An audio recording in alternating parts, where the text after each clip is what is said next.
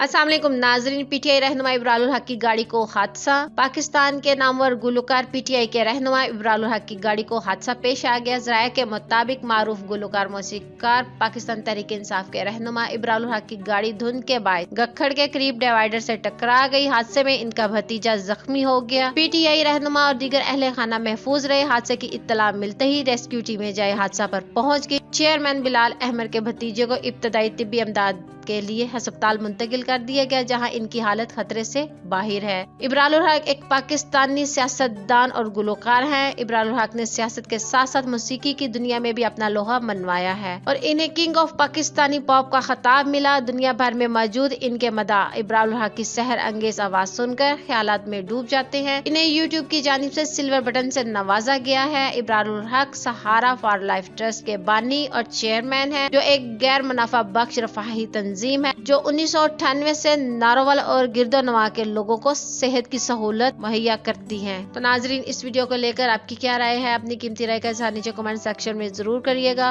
और वीडियो को लाइक करने के साथ साथ हमारे चैनल को भी सब्सक्राइब कर दीजिएगा ताकि लेटेस्ट अपडेट सबसे पहले आप लोगों तक पहुंच सके। मिलते हैं किसी अच्छी नेक्स्ट वीडियो के साथ। अपना ढेर सारा ख्याल रखें। अल्लाह निगहबान।